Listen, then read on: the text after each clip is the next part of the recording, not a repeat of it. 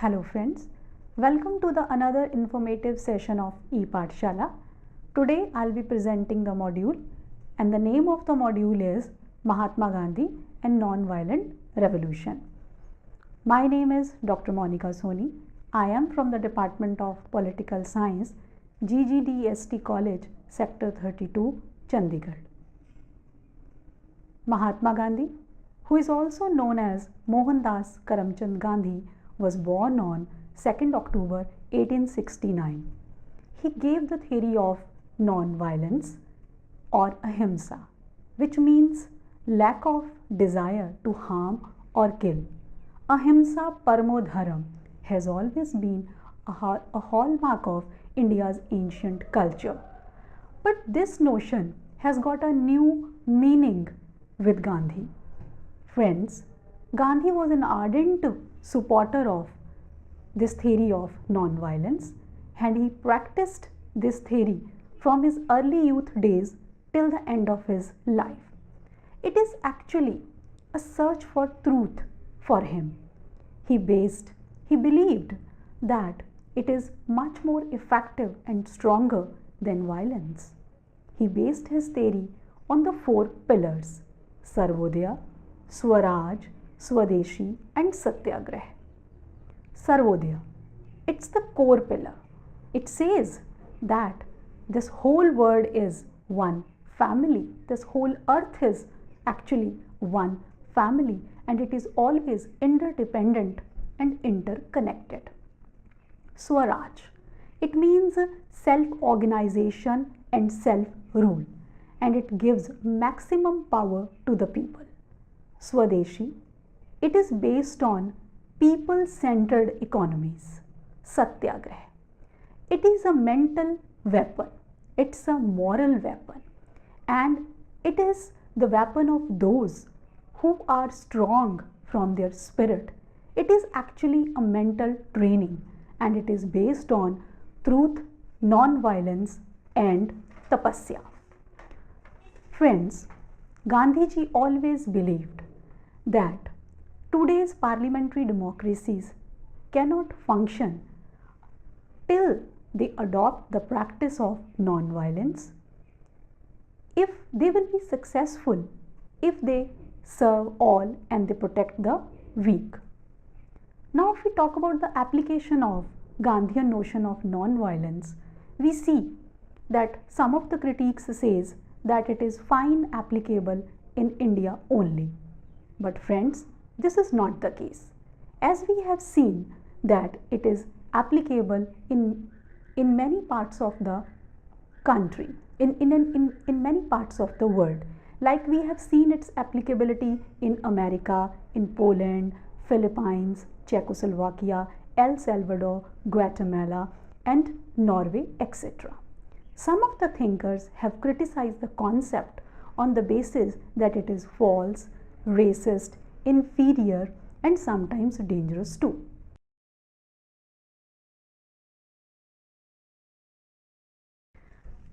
Mohandas Karamchand Gandhi was born in the town of Porbandar in the state of Gujarat on 2nd October 1869. Known for his ascetic lifestyle, he inspired many people around the world. He faced jail terms during the journey of the freedom of India. Finally, this legendary figure and the great fundamentalist laid to rest on 30th January 1948. But his principle of self-discipline, non-violence, Ahimsa, Satyagraha kept inspiring future generations ever after his departure to heavenly abode. Nonviolent revolution or Ahimsa, an introduction. Non-violence is a weapon of the great leaders. It's the simplest method of persuasion. Non-violence has divine qualities that take us near to God. So everyone should know non-violence and why non-violence is necessary. Non-violence guarantees freedom of conscience and people are free to base their behavior on their deeper conviction. Meaning of non-violent evolution or Ahimsa. The literal meaning of non-violence means not to be violent in action. One should not kill humans and the wilds. One should not hurt them in any manner. non-violence has been taken from the Sanskrit word ahimsa, which refers to lack of desire to harm or kill, is the personal practice of being harmless with self and with others under every condition. Non-violence is not to be used ever as the shield of the coward, it's the weapon of the brave. Mahatma Gandhi. Historical background of non-violence or ahimsa. Ahimsa is considered as the highest duty and accepted norm in Hinduism, Jainism, and many other religious traditions. In ancient India, people exclusively used to abide by the principle of ahimsa paramo dharma in practicality and had a pragmatic approach to this principle. It is a noble device of the greats to pacify stormy situations and has been in practice since ages. Mahavir, Jain, Gautam Buddha, Mahatma Gandhi, Ashok, and Leo Tolstoy have been the chief exponents of non-violence. Gandhian concept and philosophy of non-violence. With Gandhi, the notion of non-violence attained a special status. Mahatma Gandhi is also an ardent supporter of non-violence. He practiced non-violence right from his youth and preached the same worldwide. He said, "It is the weapon of strong and brave." By strong people, he meant those who are morally and spiritually strong. He said that non-violence is much effective and stronger than violence. Gandhi's non-violence is the search for truth. Truth is the most fundamental aspect in Gandhi's philosophy of non-violence. In the book Experiments with Truth, a compilation of his pursuit of truth, that Gandhi discovered the principle of non-violence, which he further explained in his autobiography. Ahimsa is the basis of the search for truth. I am realizing that this search is vain unless it is founded on ahimsa as the basis. Gandhi was the first in human history to extend the principle of non-violence from the individual to social and political plane. Gandhi identified two forms of violence, passive and physical.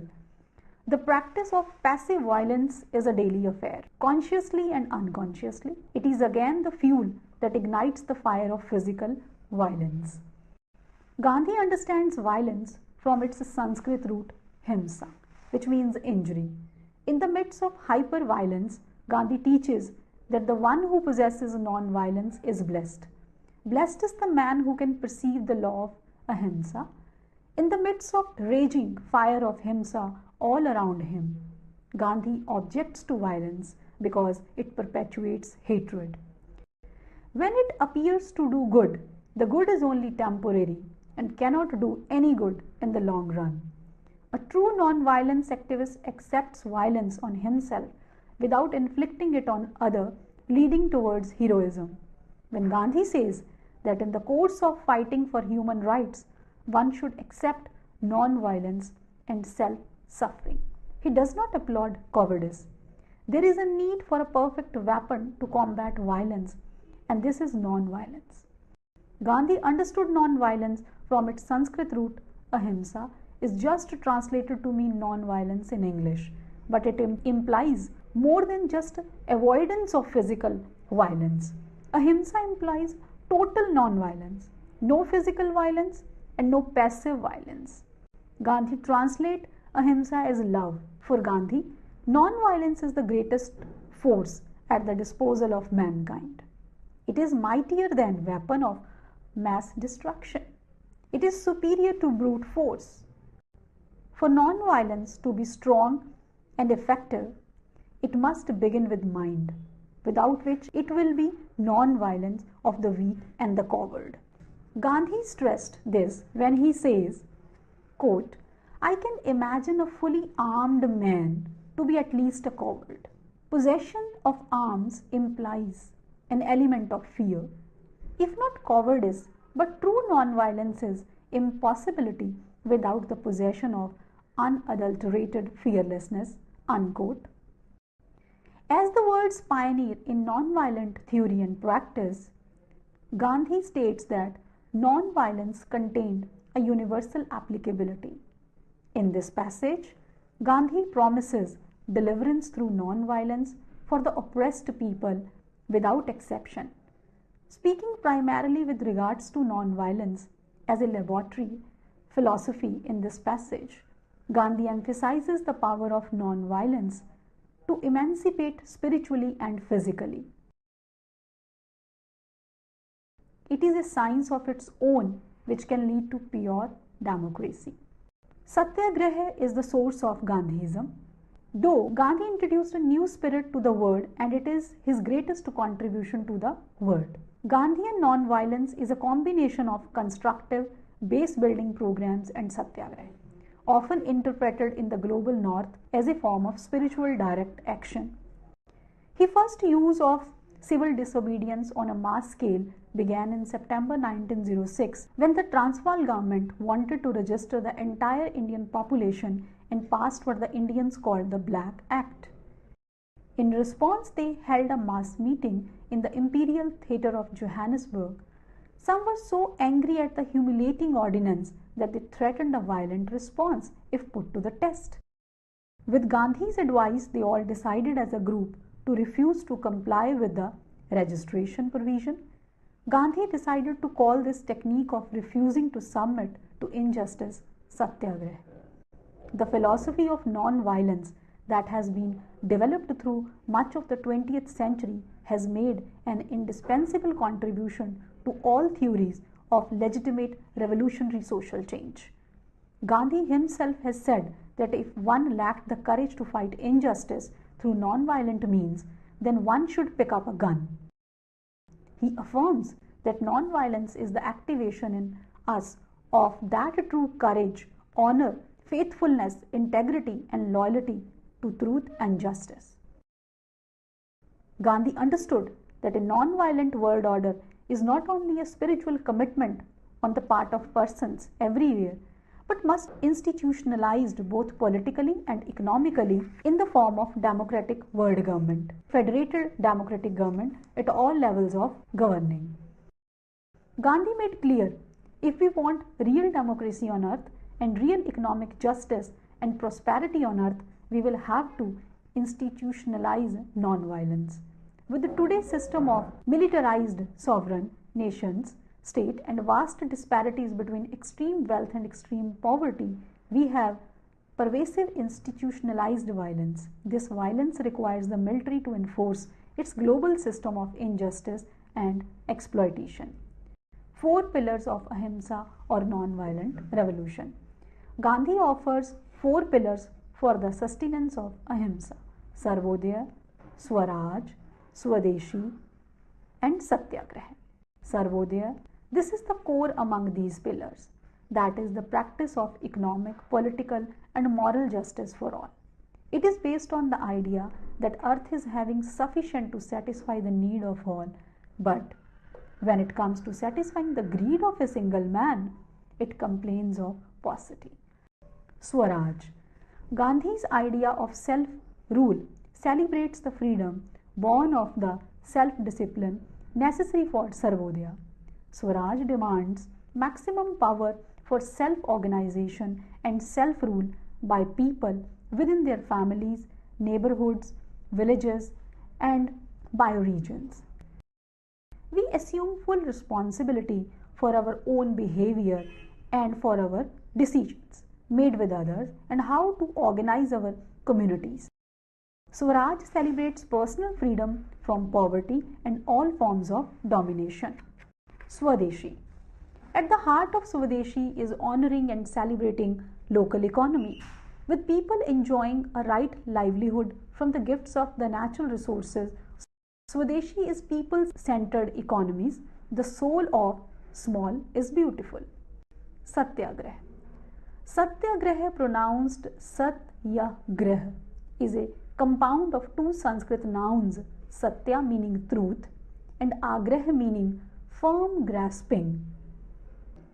Satyagraha means truth force, soul force and, or as Martin Luther Jr. would call it, love in action. Satyagraha has often been defined as the philosophy of non-violent resistance, most prominently employed by Mahatma Gandhi in forcing an end to the British domination.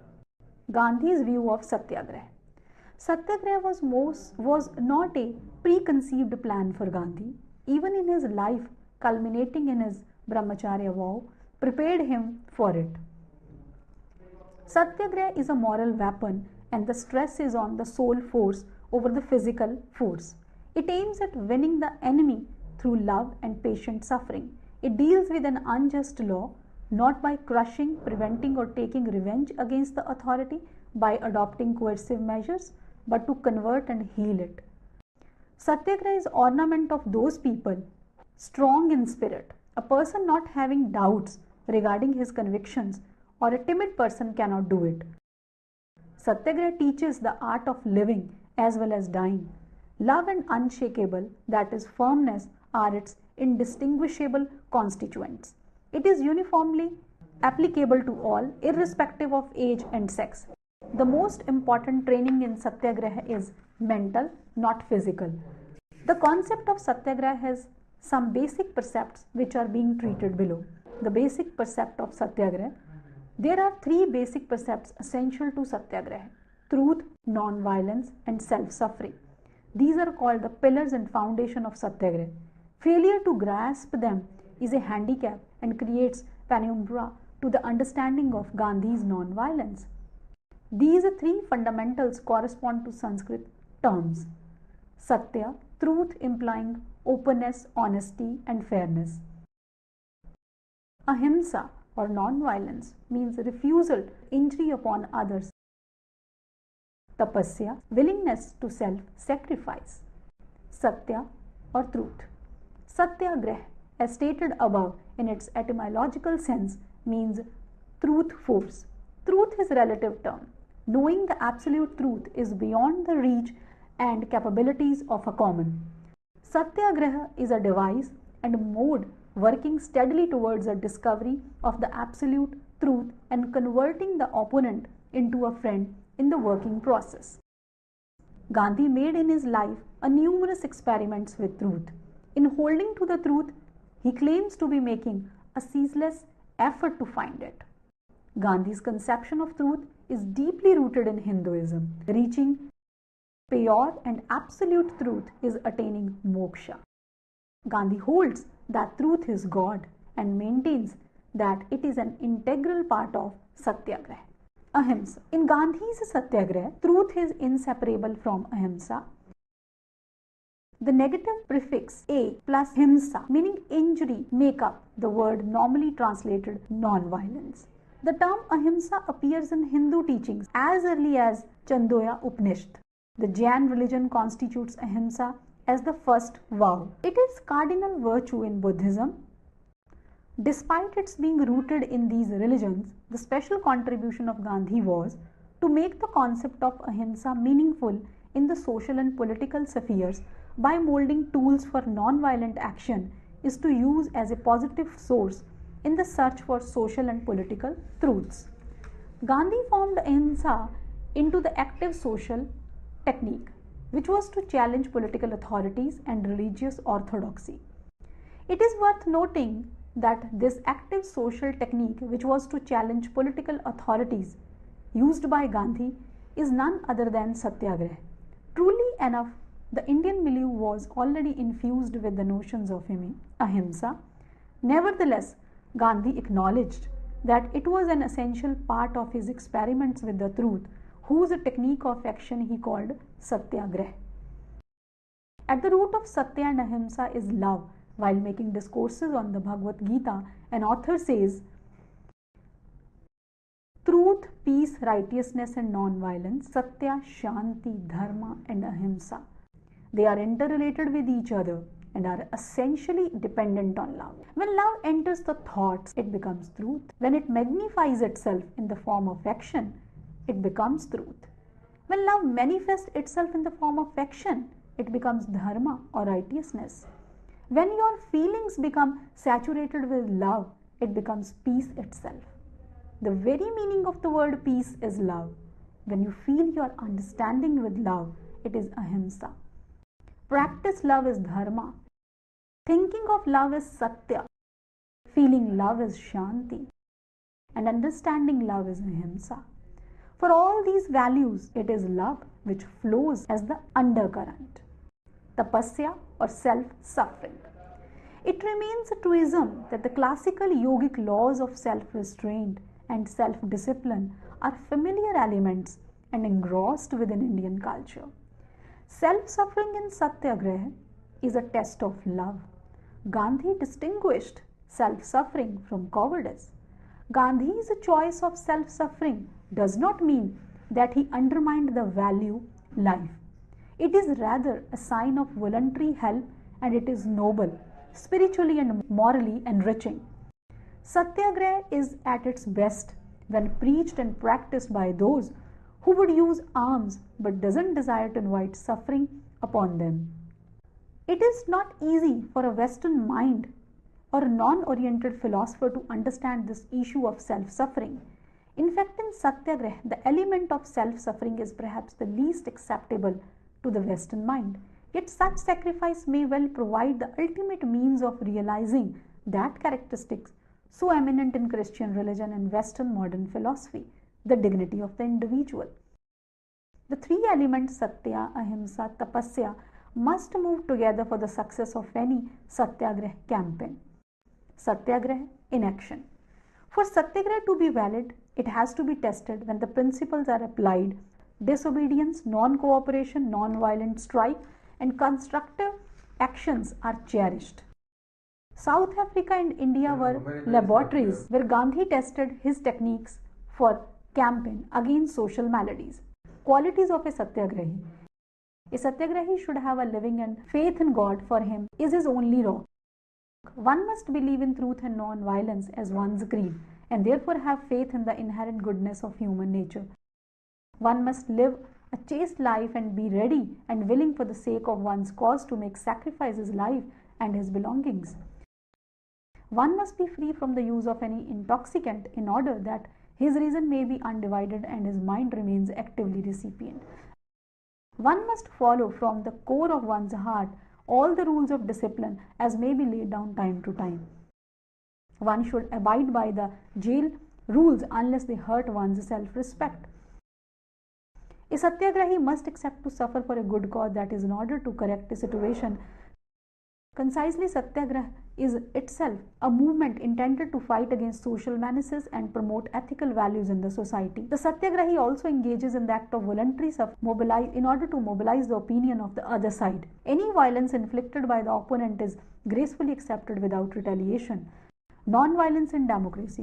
Mahatma Gandhi has deep faith in non-violence and was of the opinion that all man-made institutions are not free from risk, particularly a state-like institution. He believed that in a state, especially democracy, can be survived only on the basis of non-violence.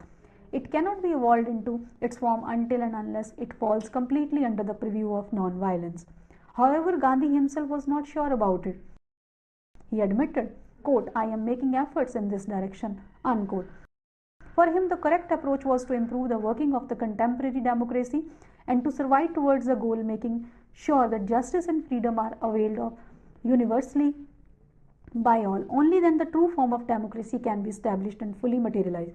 This is what is known as Ram Rajya of his dreams.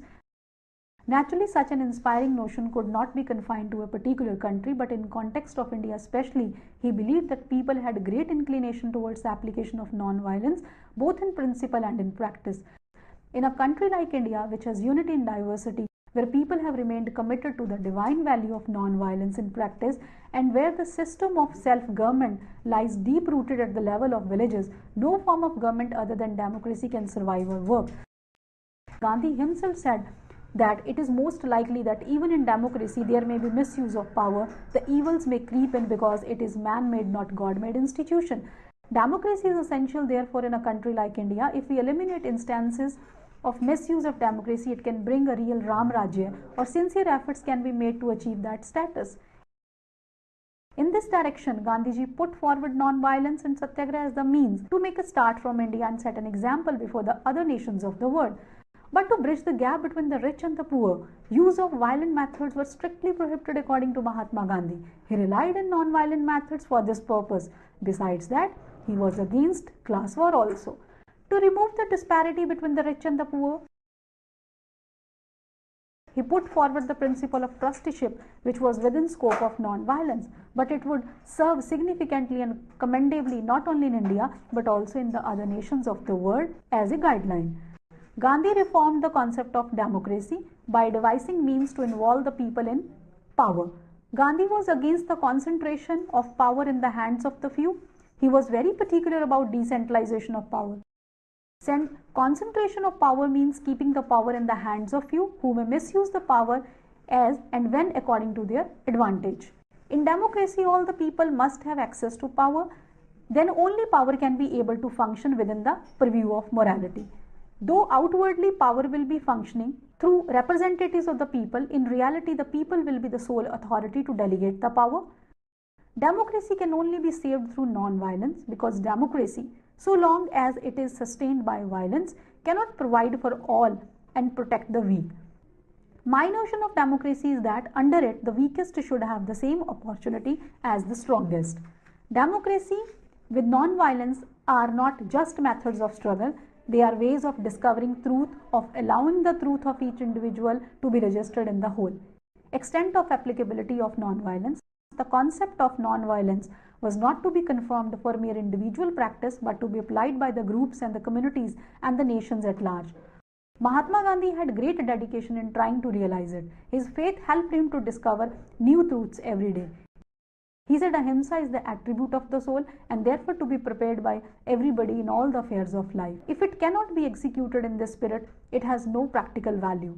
Are only the Indians suited for non-violence action? There are the critics who say non-violent action worked fine in India, but they do not think it would make sense to use it elsewhere.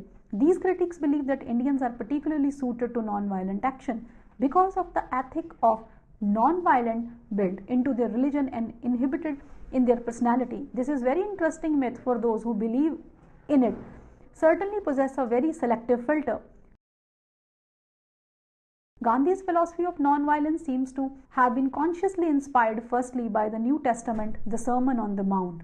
Only later he found similar ideas in Hindu scriptures.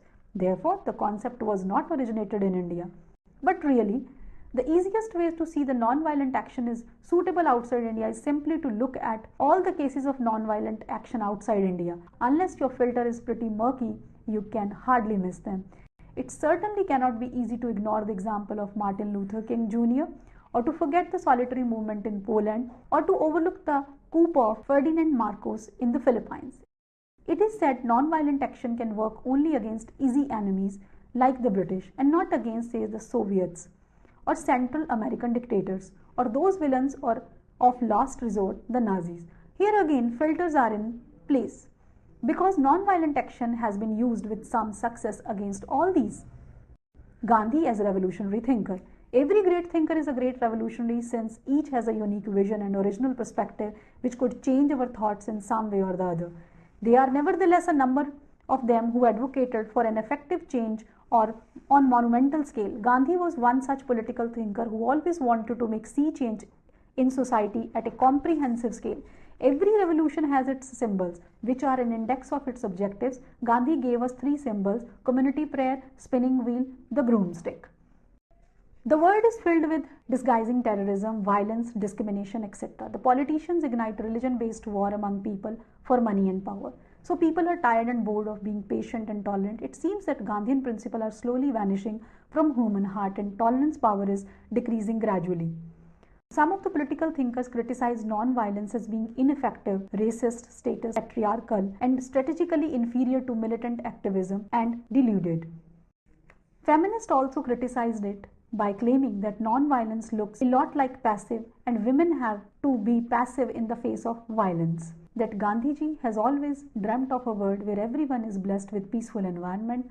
Non-violence is a peaceful phenomena with utmost significance. It is a most innovative and inspiring solution to all kinds of problems and conflicts existing in the society. Being the victim of corruption, criminalism, dictatorship and power games are really in need to go back to Gandhi's conviction of non-violence and truth as a last resort to escape from these maladies. By enforcing non-violence, these nations will surely get rid of social, political, economic and religious troubles. Beyond doubt, it can be said that social doctrine of non-violence promulgated by Mahatma Gandhi, has now become the key to provide sustenance to the new social and political order, and it is not a thing of the past but holds a bright future if enforced in proper manner all over the world. We have seen that Gandhiji has always been an ardent supporter of the world which was based on peaceful environment. His notion of non-violence is much more important, or we can say significant, in today's world which is based on corruption, communalism, hatred, violence and power games. It is certainly not a thing of the past, rather it is holding a bright future. It is holding a key to establish a new kind of political and social order. And the only important thing is that if it is implemented effectively in the world,